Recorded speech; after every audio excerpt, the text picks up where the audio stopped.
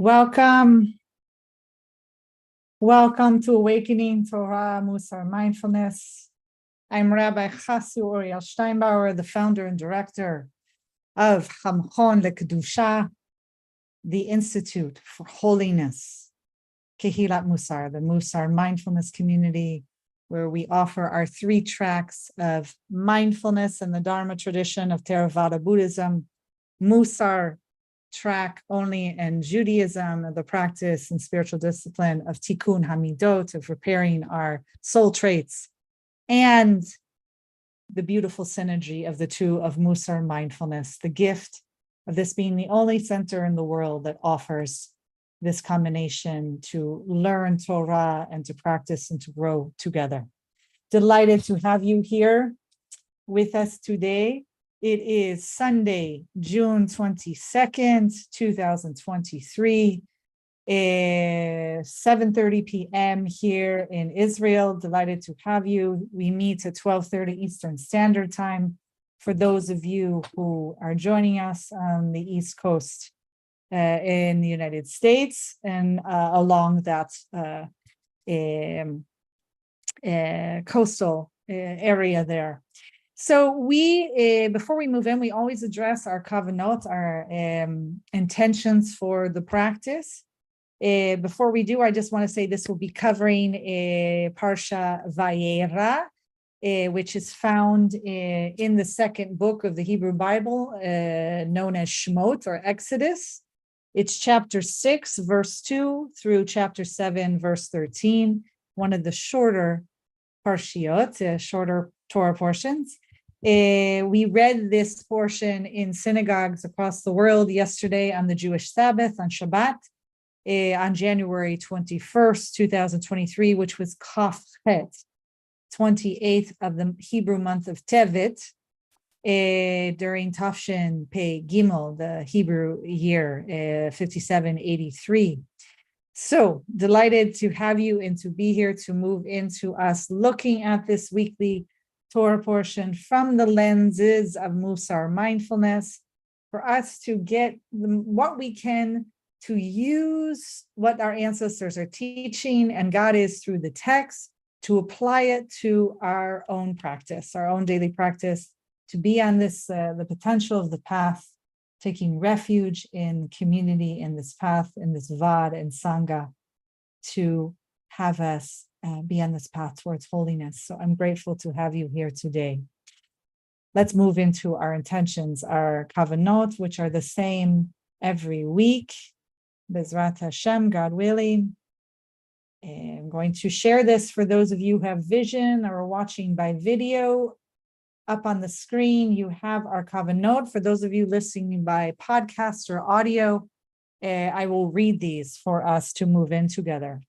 So we say before doing acts of caring for the self, which we see this practice as radical self-care, this 45 minutes together, we say this is something I'm doing to strengthen my own soul in order to be of benefit to others in the future.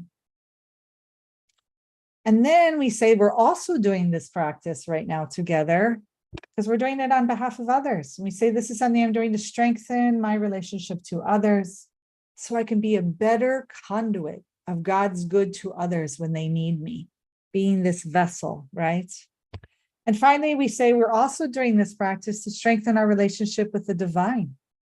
So we say this is something I'm doing to strengthen my relationship with the Creator, so that I can be a better conduit of that Creator's good to others when they need me, being in service of God and service to others on this path of being upright, living with this insight and wise discernment, this gift that we are given to be able to do this together in community.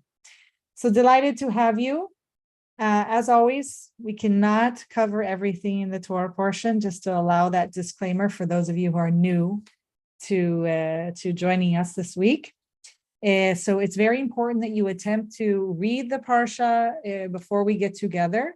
Next week, we will be moving into Bo. And so go ahead and, take the week before we get together to do that reading so that you come in with that background knowledge to be able to jump in together. All right. So I think the first thing that's very important to say is that we've moved now. We had all of Bereshit, the first book of Torah, to really meet our ancestors, meet humanity at its best, at its worst, and to really become intimate with our ancestors, particularly our patriarchs and matriarchs, Avraham, Yitzhak, and Yaakov, Sarah, Rivka, Rachel, Leah, Bilha, Zilpah, Hagar, among others. So it's important for that to have that foundation and that relationship. And then we moved into Shemot, into Exodus, and all of a sudden we're really dealing with our people, the Bnei Israel, the Hebrews, on a national scale. Obviously with the particular individuals in there that we can learn from and build this relationship with. But this is very key for us to notice this shift and what happens when a people is enslaved, and that collective and intergenerational trauma, the effect that it has on the community, and particularly with the effect that it has on the leadership who wants to move that community into a different direction, a different path, including its God, right? Hashem here in the Torah with Moshe and Aharon want to move our people away from slavery, the actual physical enslavement, but also the slavery here, right? That's going to take years later on in the desert to move through, to move from the trauma to resilience. And we shouldn't expect that to happen overnight. If anything, we should be watching what happens, what can we learn, what happens to the midot, the soul traits of people who are traumatized, and what happens with those who try to lead them, and what the effect on them is, particularly because they didn't live through that themselves. Moshe never lived through slavery. Okay? He is someone that was privileged, raised in the palace, obviously ran away, comes back. So let's hold that in mind. This is very important. We moved into Vayera, leaving Shemot, and we move into pervasive demoralization. The children of Israel, Bnei Israel, the Hebrews, just can't take it anymore. The introduction of this God by Moshe has just caused them more work, more problems, because Paro is being triggered and is reacting and is causing more harm and suffering to the people. Okay, this is what we're moving into. So in order to combat this kind of despondent mood, God obviously reacts, amplifies his response, her response to the complaint, and Moshe has his own reactivity. The Moshe Rabbeinu, Moses, the leader, he laments over the deterioration of these people's situation. He has to move through his own kind of response and reactivity to this, and it's very, very strong and with us, and it's what we're going to concentrate on. So I think the key point that I want to point out is coming through verse 9. If you're following in chapter 6 is verse 9, right? Is that when Moshe tells the Bnei Israel that the God of their ancestors, so God is evoking this historical relationship, the knowledge that this people will have this internalized strength and knowledge from their ancestors, that God is the God of the ancestors, is coming to take you out of bondage with all the key strong verbs. God will take you out, will deliver you, all the very important key strong verbs that God is showing that God is a promise keeper and remembers them, and that God will free them, redeem them, outstretched arm. And it's also that you shall know God. Yada, Yud Dayan Ayin, Yud Dalid Ayin, Yada. The sense of to know God doesn't mean you just happen to know that there's a divine source somewhere. To know God is this internal moral compass, is knowing right from wrong, is expectations of deeds that are upright, ethical, moral, and alignment. That is to know God. And this is what the goal of taking Bnei Israel out of Egypt, and also the punishments, the responses to Egypt, is also so that they will know God, right? This whole project of God's is this plan so everyone will know. Now, what happens in verse 9 is really powerful. See, Moshe tells this to Bnei Israel, right? That the God of their ancestors has come, and they don't listen. They don't listen. He was not successful in strengthening their morale. And if anything, it's the opposite. They have reactivity to hearing this, and their spirits are crushed. Okay, what's the actual language? It's very important to look at this. It's really actually sad. So it's velo sham'u el Moshe. They don't listen to Moshe. They don't obey Moshe. Depends how you translate it. Mikotzer ruach. Ume avoda kasha, right? Literally from shortness of spirit, almost maybe shortness of breath, right? What happens with trauma? Enslavement. Here, the shortness of spirit, ruach, the spiritual psychic energy that motivates action, right?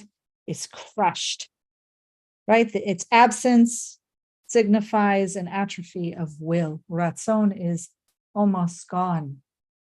This is what happens in trauma. Okay, our ancestors, our people are at the what there's a batui, there's an idiom said in English that they've hit rock bottom. This is it. Because there's obviously the physical slavery, but then there's the internal one. When you allow through the second arrow, and maybe even a judgment of yourself, the third, right? There's the dukkha, there's slavery. There's the second of, I can no longer go on, I'm crushed. That might even be part of the dukkha. And then who knows if there's even more judgment of judging oneself for having that, for reacting that way. And all we can do right now, and as part of our practice, is to practice compassion, loving kindness towards our ancestors, towards these people, the Israelites, the Hebrews, and what they're going through. It's so key here, what's going to happen. So, and then you have to realize so much, particularly the midah of calmness, is particularly even as discussed by Rabbi Leffen of Cheshbon HaNefesh, the Accounting of the Soul book published in 1812, is this concept of what gentleness and kindness can you bring, and that will affect the whole energy of everyone else you interact with. And so Moshe already is agitated. We know from Shemot, he did not want to do this. He did not want to be in the position of the leader to lead the people out. Okay, he only was strengthened by his relationship with his brother who was going to assist him. Here we have it again, which we will see soon in a dialogue. He doesn't want that. He doesn't want to do this. So he's coming. He's not coming with calmness. He's not coming ready with the compassion that he needs to carry this people through this, right? So then Bnei Israel have this reaction. They don't listen to him. They wouldn't listen to him. He can't succeed in trying to strengthen the morale. They have the shortness of spirit, and then that affects him. So it's like we have to be aware in our practice of how much, either who we surround ourselves with, or if we don't have control of that, our reactivity to who's around us and how they're behaving. So if people are coming to us and they're not listening to us, they have a shortness of spirit, either from their own trauma or just reactivity in life, we have to be aware that that's going to affect us, right? That's going to come as stimuli, right? So then we have to decide, are we going to respond with space between the match and the fuse with this wise discernment, or are we going to react? Are we going to perpetuate that cycle of not listening and shortness of spirit, shortness of breath? Breath is so key here in our practice. Allowing that space between the match and the fuse. Okay, so this is what happens. Moshe's failure to energize the people, one, if he even could have done that, right? It deters him. It deters him in chapter 5, Pasuk 21, and also in 6:9, as we just read. He cannot. He's just done. So God comes to him, right? Tells him, go speak to Paro, and Moshe appeals. Moshe is just like, no. It just no, right? He says they won't listen to me. They would not listen to me. How is Paro going to listen to me? Not understanding that Paro is not a slave in trauma, and not realizing that the people are not listening to him because of the conditions in which they're in, the dukkha, the suffering. They're in deep suffering. Okay, so Moshe can't even discern right now. There's no wise discernment. And then he makes it about himself. People wouldn't listen to me. How is Paro ever going to listen to me? A man of impeded speech. This is how he sees himself. So it's almost like, here's the dukkha, okay? If you want to understand dukkha and Theravada Buddhism, this concept that it's everything that we all experience, that most people see as the bad or unpleasant, the difficulties of life, it's best translated as vulnerability. We're all exposed to vulnerability in life. For some of us, well, no, all of us will experience illness, death, and all the myriad of things of life, right? So here the dukkha comes is obviously the slavery itself, and then the reactivity of not listening. And here's Moshe, right? They won't listen to him, and so he immediately has the storytelling. Then Paro is not going to listen to me, the Pharaoh, and then the next arrow. I am inadequate. I am not enough. I have impeded speech. The actual language is here is ve'ani aral safatayim. The best way to translate this in the Hebrew, it's very important, is I have uncircumcised lips. You should know in our ancestors' tradition how important circumcision is. Obviously, both for the males, but also of the heart, right? Metaphorically. So here, to have uncircumcised lips means someone who's not in alignment with what God wants, cannot speak properly, cannot use the gift and tool of speech the way it's supposed to be. You can understand it as physically as slow of tongue or slow speech and slow of tongue, but it's so much more of that, right? It's that you are saying, I cannot function properly. There's something inadequate in me. There's something wrong with me. And this is the third arrow, right? Maybe even the second. And this is so important because let us have compassion and for Moshe also, because we're now witnessing. It's almost like the circle with the arrows, right? He went to their slavery. He went to the people to speak to them, and they didn't react the way he wanted them to. And they had their shortness of spirit, and then that affected Moshe, and he's reacting. And God, this whole time, has his or her visors on. God has a plan, an agenda for the Egyptians and the Israelites to know God. And we're not seeing more of a nuanced response to the individual experience. There's a larger agenda going on here, right? So what happens? God immediately God learned from the previous conversation in Shemot that after they went back and forth, I can't do the job, and don't pick me. And God tried to show miracles and, said, I'm with you and I will be what I will be, and provided the special new name. and everything. It wasn't until he says, look, Aharon, your older brother, is coming right now. It was that connection to another soul that strengthened Moshe to be able to do the job. And so God learned from that experience. God knows that. So that's immediately God's response. If you look here, chapter 6, verse 13. So God spoke to both Moshe and Aharon, instructed them to deliver the Israelites from the land of Egypt, realizing my selection here, Moshe cannot do this job by himself. Okay, probably no person can or should, but it's waking up. The divine is waking up to this, right?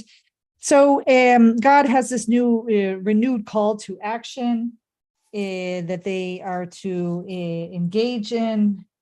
And that basically it's just important for us to realize whatever Moshe brings, or the people, that there is a symbiotic relationship. There will be an effect of how each mirrors each other, how each other can either strengthen each other, or is this going to weaken each other on the path. So the people's lack of faith in the relationship with the divine is reflected and also shown through Moshe's lack of faith in not necessarily God, although there is that back and forth, lack of faith in himself, lack of faith in this idea, this mission impossible. So this is the foundation here, right? And in a sense, this is maybe not being like fully awake to the suffering, to the dukkha, to having that awareness and acceptance to be able then to investigate what's going on and meet it with nurturing, meet it with compassion. Instead, there's almost like, especially on the divine part, a stuffing of like, okay, here's Aharon, like stop talking, stop complaining, get to work. That's going to have, these are the seeds that's going to have severe ramifications, this kind of stuffing to Moshe in the sense of his fears and concerns not being addressed. And it's going to get mirrored. Okay. And is there a tolerance, if not compassion for the people, will also then be mirrored and sent back by the divine to Moshe and the people. Okay. I think that's what I want to share with you from this section here, but there is something more that I want to bring with you. And I just want to make sure that I have it before we move on. Yeah, I'm going to go ahead and move into my next text, sharing from you from Nachama Lebowitz and her new studies in Shemot. Yeah, so in her commentary on Vayera, in page 114, Moshe, she was really concerned with Moshe's dialogue with God, where God says, why have you brought this, Moshe says to God, why have you brought this misfortune to the people? Like, why have you even come to do this? Because you now just caused Paro to make their labor that much more difficult, more intensive, involved. Why have you done that, right? Besides the personal question of why are you sending me? I'm inadequate. So it's almost in that process that we see God in attempting to cause the people to know God. It causes pain, harm, and suffering, perhaps temporary, for a more long-term goal of relieving that pain and suffering.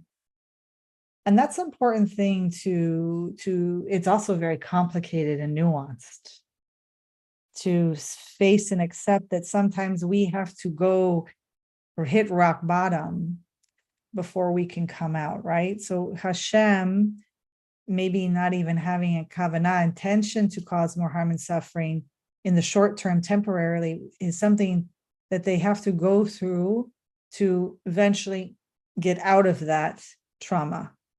And we want to hold that. We want to hold that even personally in our own lives and practice. Okay.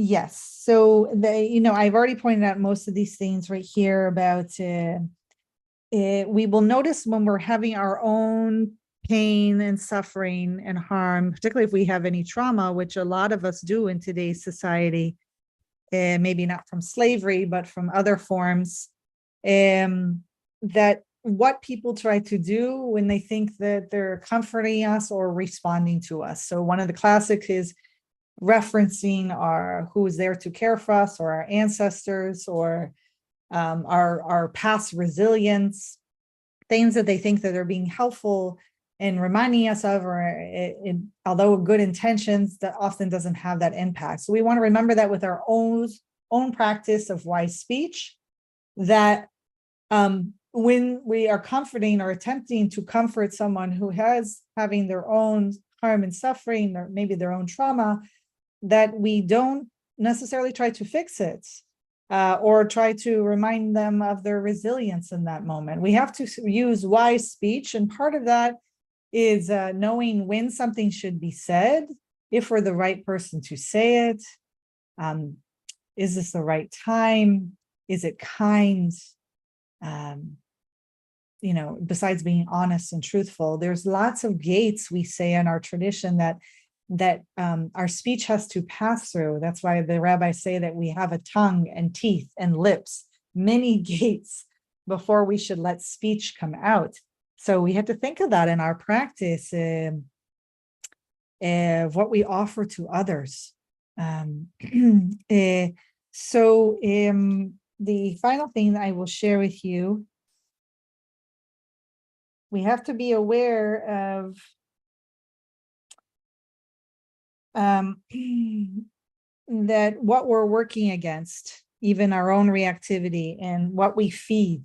Okay, this is so important. We have to be aware of what we bring, because what we bring to a situation is going to be reflected back to us. They will end up having probably their own reactivity back to us, and vice versa. It's very important that we try to hold that awareness of how we affect the situation. So we have to respond and have this space between the stimuli and the response to move away from reactivity. I will say, I'm going to bring this quote here, which will tie into a story that I'll share from the Cherokee First Nation native tribe tradition, but I've been told by a fellow student that it's also in many other First Nation tribes of North America have the similar story of the two wolves, which we'll talk about in a minute, which is we have to be careful here. What's going on? So Nechama brings a quote on page 160 where she talks about Shakespeare, where she brings D. Cunningham, who has a commentary on Shakespeare, Macbeth, where he talks about the tragedy of the hardened hearts, right? Because we have Paro here who ends up with a very hardened heart. And it says, the things bad begun make strong themselves by ill. Okay, that's the quote from Act 3 of Macbeth. And so he says that gradually what happens is that the person hardens themselves in reactivity, in unwise behavior, and someone would call even evil behavior, definitely not full of life and well-being. And that eventually the person becomes incapable of altering the pattern in which they become habituated, right? The heart becomes really fully under the weight of the burden of desire and reactivity, attachment, diversion, and it can't be turned away from here, right? So we have to be very clear that we are not habituating ourselves in the greed, the hatred, the delusion, the fear of reactivity, because it not only has an effect on us, and we know this at the soul level, it affects everyone around us and what they end up coming back to us with, right?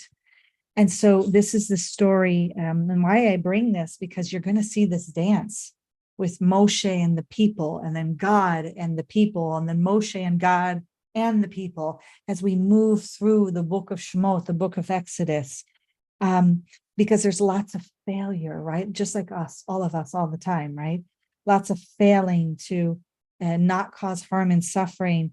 And so the beautiful story of the wolf, let me briefly share that before we move into practice together, is this essentially it's this old Cherokee is teaching his grandson. You could change it to a grandmother, a granddaughter, also about life, and says, a fight is going on inside me, he says to the boy.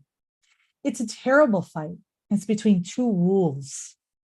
One is evil, he's angry, envy, sorrow, regret, greed, arrogance, self-pity, guilt, resentment, inferiority, lies, false pride, superiority, and ego. And then he continues.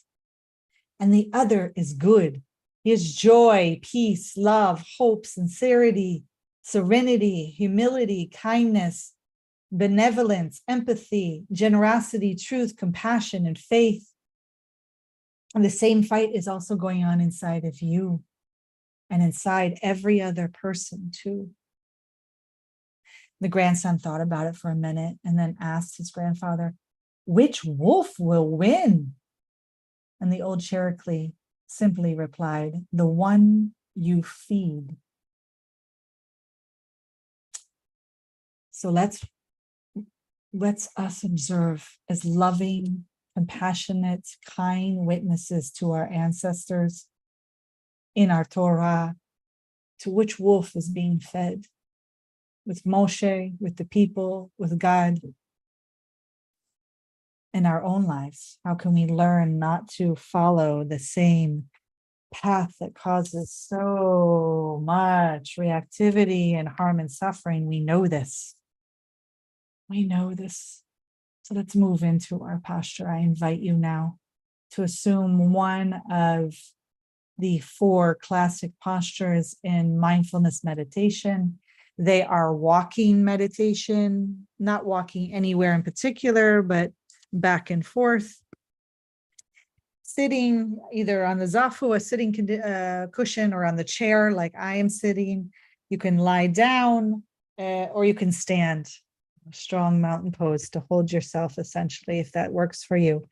The idea is that it's an internal uprightness. It doesn't mean if you have any disabilities or chronic pain that you can't sit actually upright. It's more of an internal one, that you're bringing this sense of dignity that you were created in the image and the likeness of the divine, and you sit with that dignity, with that self-love and self-care. And you'll want to firmly plant your feet on the ground if your feet are on the ground, so that you feel held by Mother Earth. And put your hands wherever it is comfortable for you. Some people like to hold their heart on their chest so that they know they're there. You can even rub yourself in need of compassion. Others hold one of the poses with their hands.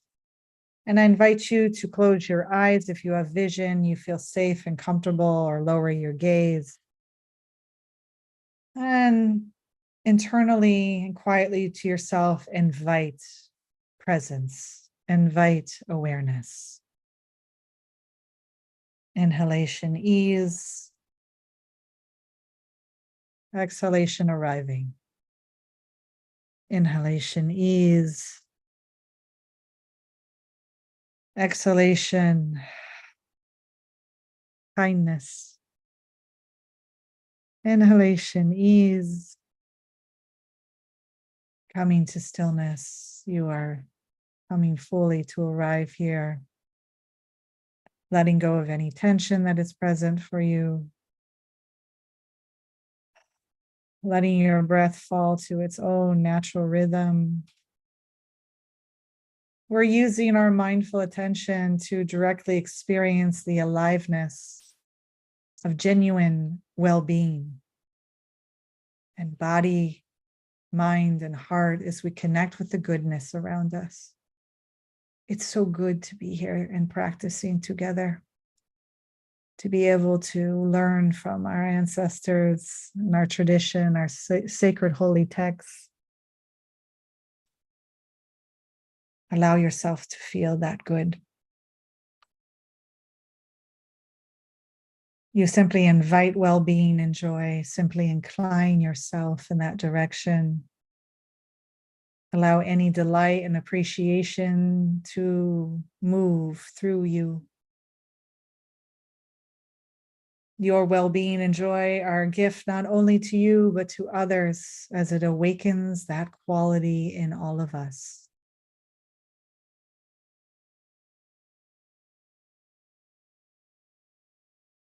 Allowing a smile to emerge as this affects your mind and your presence. Bringing to mind something that brings you joy.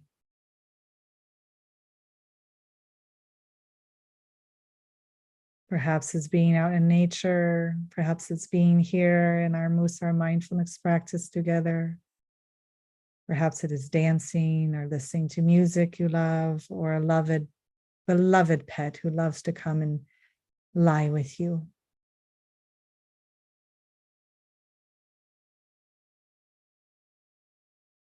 Allow yourself to experience this well-being. Notice if you feel it in your heart.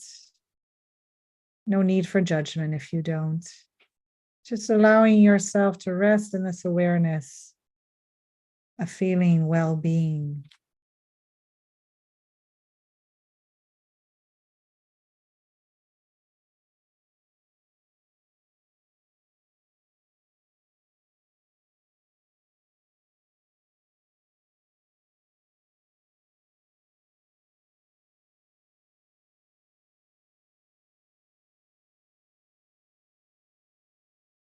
Now bring to mind some blessing in your life.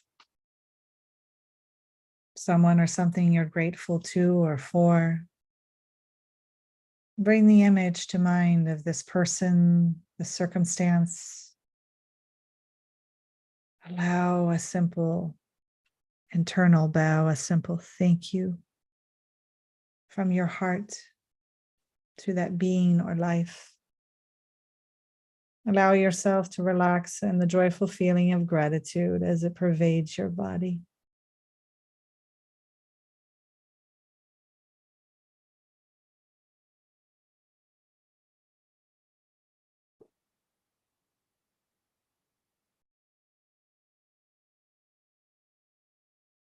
Take a deep breath, inhalation, ease,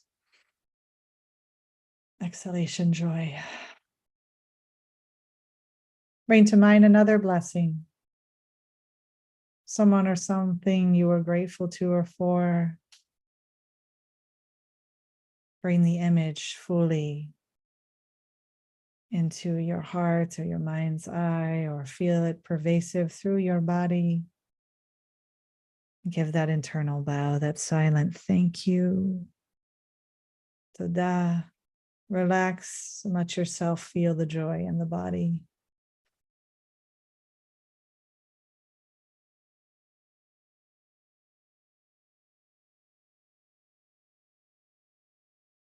Opening to this fact that you are alive, and the energy that you have is what you bring, what you offer. It is your offering.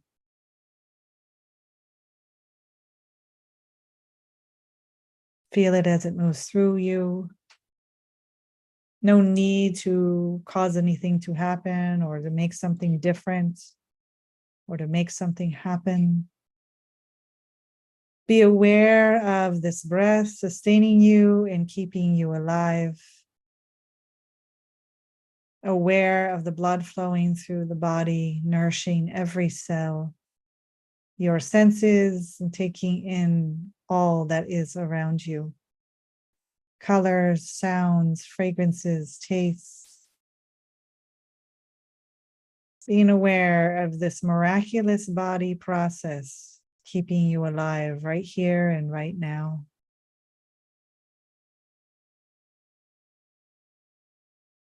Allow yourself to tap into your soul, your conscious awareness, your inner moral compass, as you receive the gifts of life that move through you, your offering as you give that back. Nothing needed to do. Let yourself simply enjoy the fact that you are enough, that you are alive, that you are loved.